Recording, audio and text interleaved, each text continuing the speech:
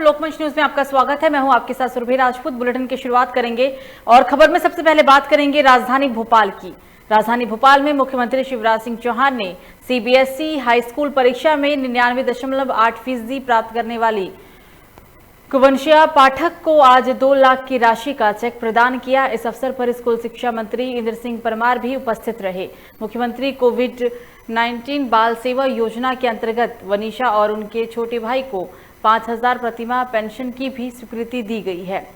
कुवंशिया ने कोविड काल में अपने माता पिता को खो दिया था। कलेक्टर भोपाल अविनाश लावनिया ने के अनुमोदन पर ही कुवंशिया पाठक को मुख्यमंत्री कोविड-19 विशेष अनुग्रह योजना के अंतर्गत 4,50,000 की राशि प्रदान की गई। वर्तमान में वनीशा अपने छोटे भाई के साथ मामा मामी के साथ रहती हैं।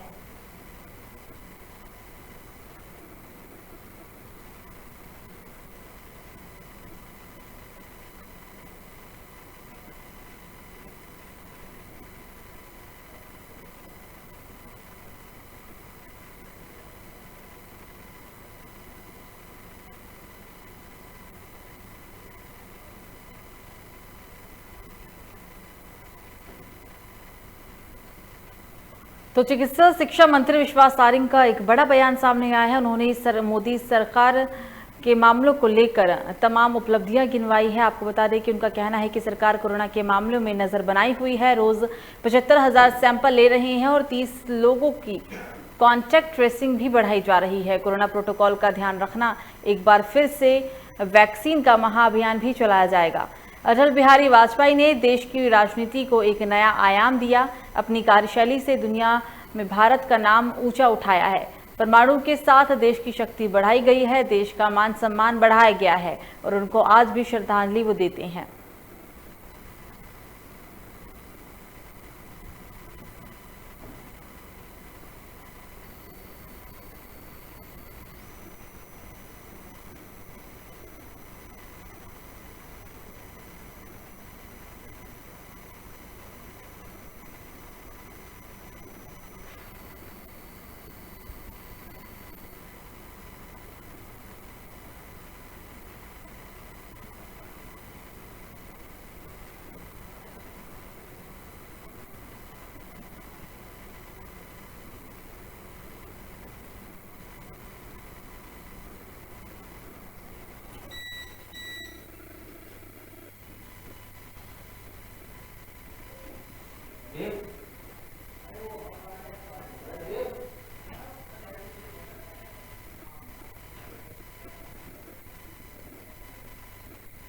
तो खकनार तहसील में अल्पसंख्यक कांग्रेस का उद्घाटन किया गया। आपको बता दें कि कांग्रेस कार्यालय का उद्घाटन की आप ये पूरी तस्वीर देख रहे हैं, जहां पूर्व सीएम कमलनाथ के आदेश पर यह पूरा गठन किया गया है।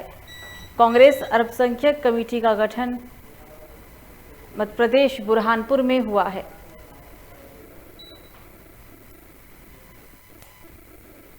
पूर्व सीएम कमलनाथ के आदेश के बाद ही ये गठन हुआ और इस दौरान अल्पसंख्यक कार्यकर्ताओं को पद से नवाजा भी गया। कांग्रेस अल्पसंख्यक कमेटी का गठन मध्य प्रदेश कांग्रेस के अध्यक्ष कमलनाथ के आदेश के बाद ही किया गया।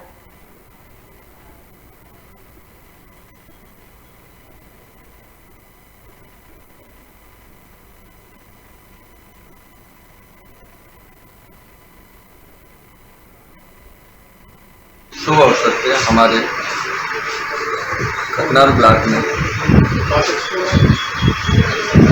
अल्पसंख्यक कांग्रेस का कार्यालय का शुभारंभ किया गया है। इसके लिए हम हमारे राष्ट्रीय चेयरमैन इमरान कुतुबगढ़ी जी, राष्ट्रीय उपाध्यक्ष अनुरोध जैन जी और हमारे प्रदेश अध्यक्ष मुनीर साहब के साधन्य से यह हमारा अवसर रहा है कि आज इस प्रदेश के अंदर अल्पसंख्यक का ये इनकी प्रेरणाओं के द्वारा ही। तो खबर जगदलपुर से है, जहां 16 महीने के बाद बच्चों को स्कूल में प्रवेश करने के लिए दिया गया। कोविड-19 गाइडलाइन पालन करते हुए इसी बीच कुछ स्कूल के principal madam, teacher sir, school के अधिकारी उपलब्ध दिखे। 75वें स्वतंत्र दिवस स्कूल के अंदर धूमधाम से मनाया गया है। कमलेश पाठक ने अपने वार्ड में ध्वजारोपण कर वार्ड वासियों और बच्चों को क्रिकेट की उपलब्धियां भी गिनवाई।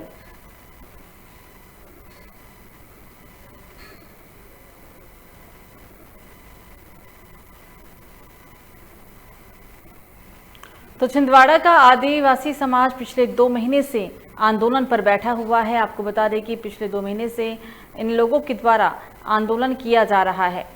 पहले शांतिपूर्ण धरना प्रदर्शन आदिवासी अंचल तामिया में चलता रहा, जहां उन्होंने शासन प्रशासन से ज्ञापन के माध्यम से अपनी मांग रखी, लेकिन लगभग 1.5 महीने बीत जाने के बाद भी धरना प्रदर्शन करने के बाद भी उनकी मांगें पूरी नहीं होने के चलते आदिवासी समाज ने आज स्वतंत्रता दिवस पर जेल भरो आंदोलन का ऐलान भी किया था।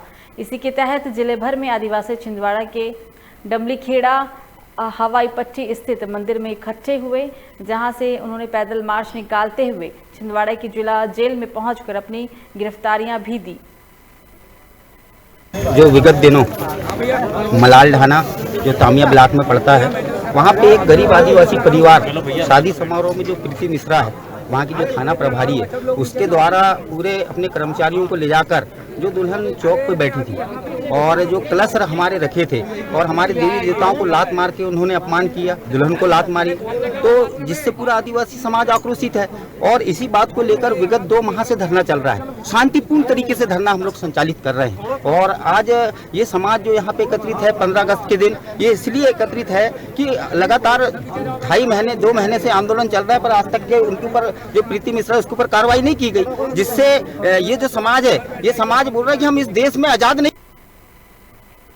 तो डिंडोरी जिले के बजांग जनपद के प्राथमिक शाला अगई में स्वतंत्रता दिवस के स्कूल प्रबंधन के जिम्मेदारों के द्वारा राष्ट्र ध्वज का अपमान किया गया है। स्कूल प्रबंधन ने स्कूल में ही फटे और बिना अशोक चक्र के झंडे को एक डंडे में लगाकर अपनी जिम्मेदारी निभा ली। जब मामला गरमाया तो जिम्मेदार शिक्षक ने स्कूल में एक बच्चे को भेज कर दिन में ही ध्वज निकलवा दिया। ग्रामीणों ने राष्ट्र ध्वज का अपमान करने वालों के खिलाफ कार्रवाई करने की मांग की।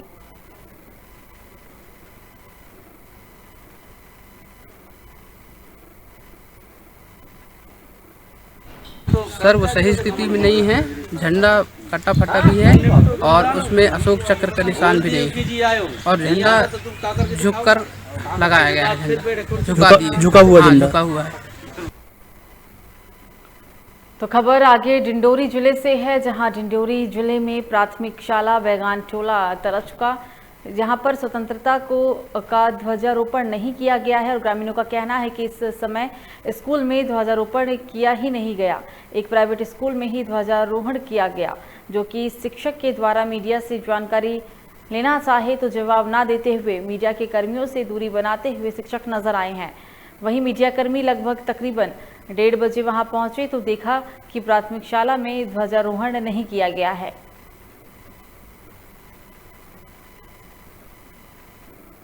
इससे पहले झंडा फहराते थे क्या? झंडा नहीं, झंडा फहराइश नहीं? नहीं, शुरू से नहीं फहराया।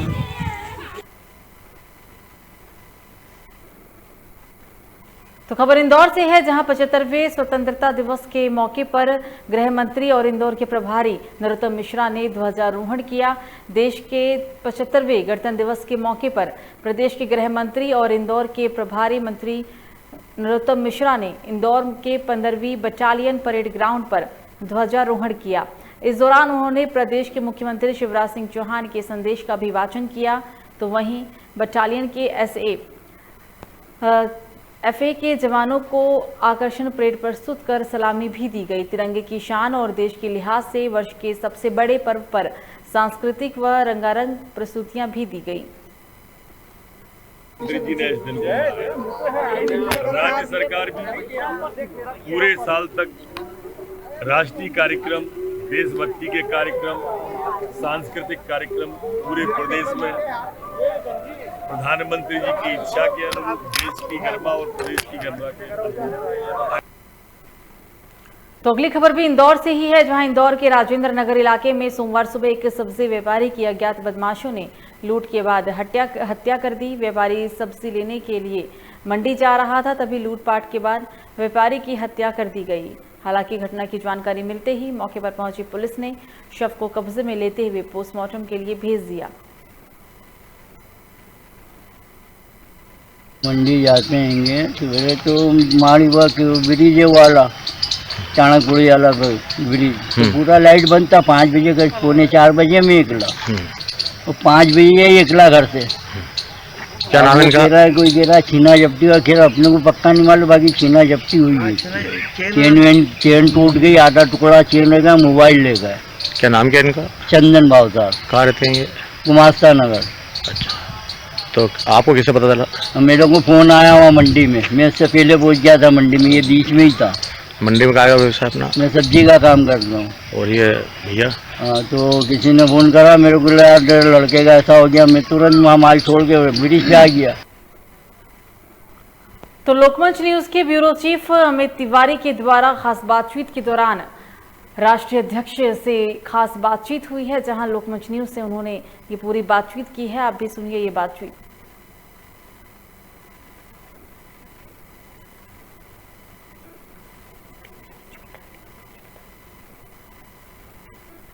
तो कार्यालय में जिला और प्रदेश अधिकारी मौजूद रहे हैं। राष्ट्रीय गान कर ध्वजारोहण कार्यक्रम आयोजन किया गया। राष्ट्रीय गान के माध्यम से लोगों को जागरूक किया गया है।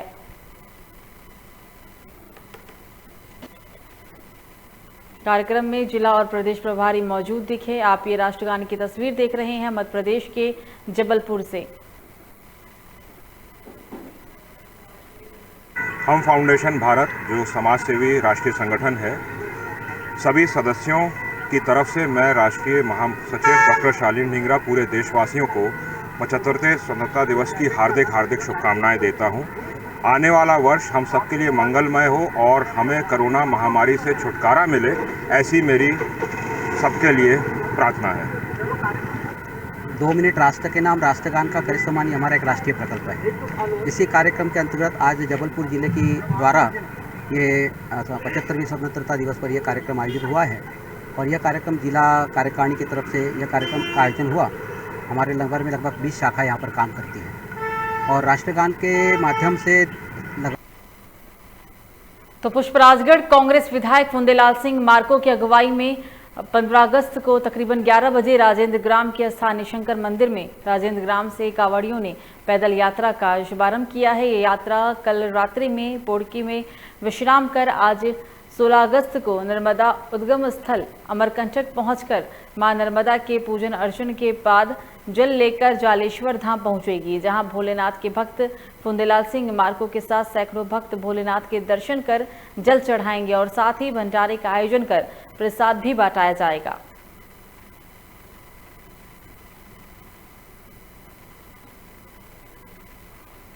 तो रतलाम और उज्जैन को जोड़ने वाली 28 किलोमीटर सड़क अभी बने हुए सिर्फ 2 ही महीना हुआ है कि सड़क की हालत बिल्कुल जर्जर हो चुकी है। खराब सड़क निर्माण की जानकारी रतलाम ग्रामीण विधायक दिलीप मकवाना को दी गई, जिसके बाद विधायक ने तुरंत संज्ञान में लेते हुए इसकी शिकायत कलेक्टर को दी। कलेक्टर द्वारा एक जांच टीम का गठन कर पूरे मामले की छानबीन के लिए कह दिया गया है। विधायक का कहना है कि सड़क के निर्माण कार्य से वो बहुत ही नाराज हैं और जो भी दोषी अधिकारी और ठेकेदार होंगे उन पर कड़ी कार्रवाई की जाएगी।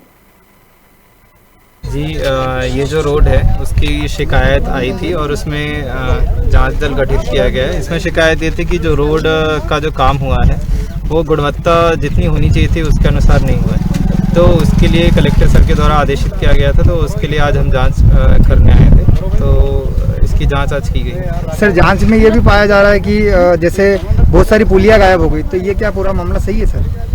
यहाँ जैसा आज जांच की गई तो वहाँ पे कुछ पुरानी पुलियाँ मिली हैं, कुछ नई पुलियाँ हैं। तो जो पुरानी पुलियाँ हैं वो जो जैसा आप बोल रहे हैं वो सच है कि हमें पुरानी पुलियाँ मिली हैं। अब वो हमें एस्टिमेट में देखना पड़ेगा कि क्या एस्टिमेट में अलाउड था या नहीं था। ग्रामीणों से जो शिकायत मेरे पास आई थी और उस शिकायत के अनुसार मैंने भी कलेक्टर साहब को चिट्ठी लिखी थी। कलेक्टर साहब ने एक टीम गठित करी है, एसडीएम जावरा और ये पीडब्ल्यूडी। आज टीम आई है, हमने साला खड़ी से लेके इस बेरछा तक कोटी तक ये रोड की जांच करवाई। 3 जगह हमने सैंपल भी लिया, खुदवा भी रहे हैं और कहीं तो शुजालपुर में 75वां स्वतंत्रता दिवस हमारे लिए क्रांतिकारियों का ही एक अनुपम उपहार माना जाता है, जिसका मान हमें बनाए भी रखना है। भारत कर्मवीरों की भूमि है।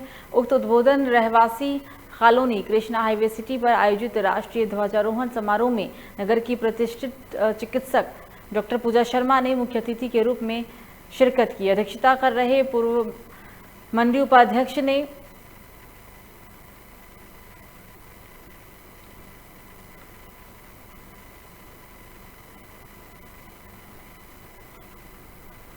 तो अगली खबर विदिशा से है, जहां शासकीय राजीव गांधी जन चिकित्सालय में आए दिन कुछ न कुछ ऐसे मामले सामने आते हैं जिसमें अस्पताल में मौजूद डॉक्टर और अन्य स्टाफ में मानवता कितनी है वो दिखाई दे देती है, जिससे लोगों के उपचार में लगे इन लोगों की भी हकीकत उजागर हुई है। एक ऐसा ही मामला राजीव गांधी अस्पताल से सामने आया, जहाँ वार्ड नंबर 7 में रहने वाली 30 वर्षीय प्रीतिपाल एक सांप काटने के बाद उन्हें अस्पताल में ले जाया गया था, जहाँ सांप काटने के तुरंत बाद ही महिला अपने 3 बच्चों के साथ वहां उपचार करने के लिए आई थी, लेकिन अस्पताल में मौजूद डॉक्टरों ने तुरंत उनका उपचार शुरू नहीं किया और इस वजह से महिला सांप काटने के कारण काफी देर तक तड़पती रही। कोई दिक्कत नहीं खाना मैं खाया तो हम नहीं देख सकते, हम दूसरा केस सॉल्व कर रहे हैं। आएगी तब तो उसको देखेंगे, दूर से अपन थोड़ी जज कर सकते हैं किसी को भी, कितनी दूरी पे कोई कुछ भी आरोप लगा सकता है। आरोप प्रत्यारोप तो करना आसान होता है। कम आधे घंटा बाद इलाज किया और हमको पर्चा बनवा के लेके आए। डॉक्टर साहब से बोला कि आप इलाज कर दो, इस हिसाब के पहले पेनाल्टी करेंगे, इसके बाद इलाज करेंगे। और इस खबर पर ज्यादा जानकारी के लिए हमारे साथ फोन लाइन पे हमारे संवाददाता नारायण चौधरी जुड़ गए हैं। पूरा मामला बताएं सबसे पहले आप। जी बताना चाहूंगा कि ये जो जिस सड़क की हम बात कर रहे हैं, ये सड़क रतलाम और उज्जैन को जोड़ती है और 28 किलोमीटर इसकी दूरी है। अभी कम से कम 10 साल से यहाँ के जो 25 गांव लगे हुए हैं वो सारे गांव वासी इस सड़क से, इस बेहाल सड़क से परेशान थे। जैसे तैसे करके सड़क की स्वीकृति हुई। सड़क की स्वीकृति होने के बाद ठेकेदार ने अपना काम चालू करा। मात्र 2 महीने के अंदर ही सड़क कई जगहों से उखड़ चुकी है, पुलिया जा चुकी है। इस तरह की कंडीशन यहाँ बन रही है। जी बिल्कुल, तमाम जानकारी के लिए आपका शुक्रिया।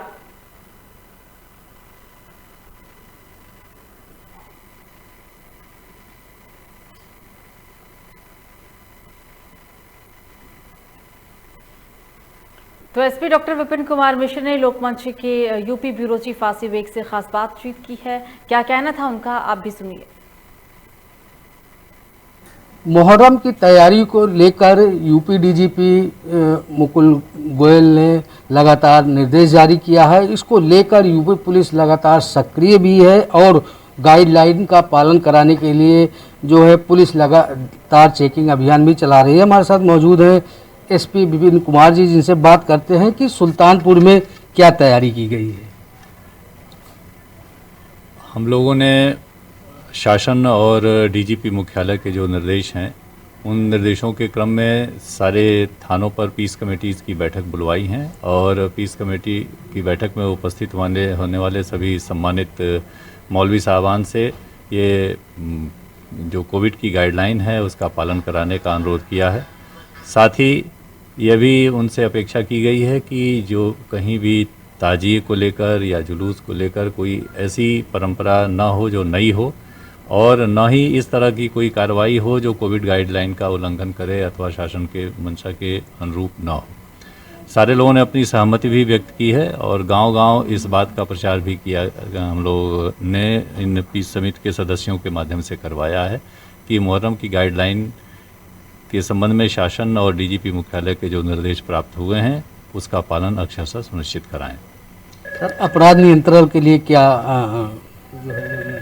देखिए, इस दौरान अपराध नियंत्रण के लिए हम लोग लगातार क्षेत्र में भ्रमण, गश्त, पिकेट पर जोर दे रहे हैं। साथ ही जो व्यावसायिक प्रतिष्ठान हैं उनकी प्रतिदिन आकस्मिक रूप से चेकिंग कराई जाती है और जितने भी हमारे संदिग्ध वाहन हैं उनकी चेकिंग करने के लिए समय समय पर जो है हम लोग टीमें निकालते हैं, उनकी चेकिंग कराई जाती है जिससे कि शांति व्यवस्था भी बनी रहे और अपराध नियंत्रण पर भी हम लोग काबू कर सकें।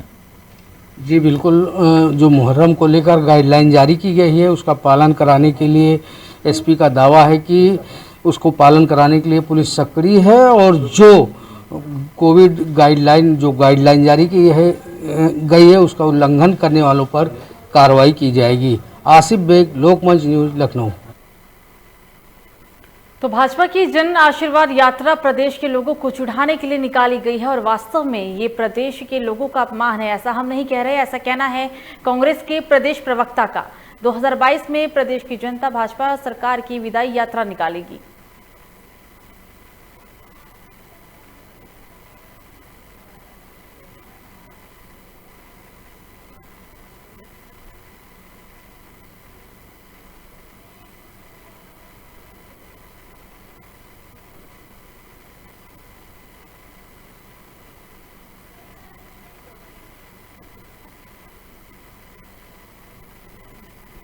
तो इस बीच एक बड़ी खबर मेरठ से। 2 साल बाद जेल में फिर होगा कैदियों से मिलाई का सिलसिला। जेल के बाहर लगी लोगों की लंबी लाइनें। महामारी के चलते कैदियों से नहीं हो पा रही थी मिलाई। कोरोना गाइडलाइन के अनुसार जेल में कैदियों से मिलाई का सिलसिला जारी होगा। कोरोना जांच दिखाने के बाद ही जेल में लोगों को एंट्री हो सकेगी और इस फैसले के बाद लोगों के चेहरे पर मुस्कुराहट दिखाई दी है।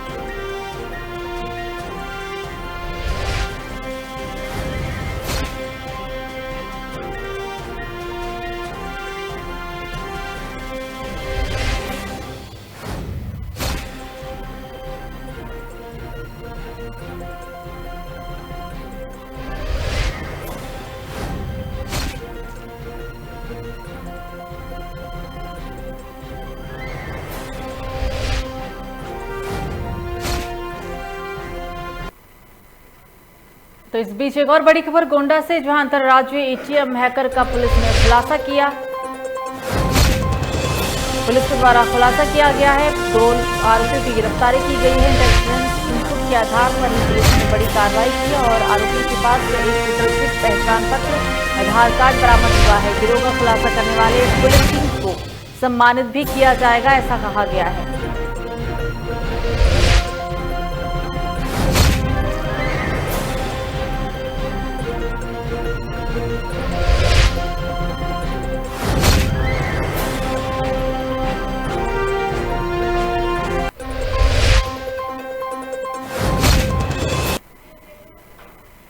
तो फिलहाल बुलेटिन में मुझे दीजिए इजाजत। लोकमंच न्यूज़ पर खबरों का सिलसिला जारी रहेगा। नमस्कार।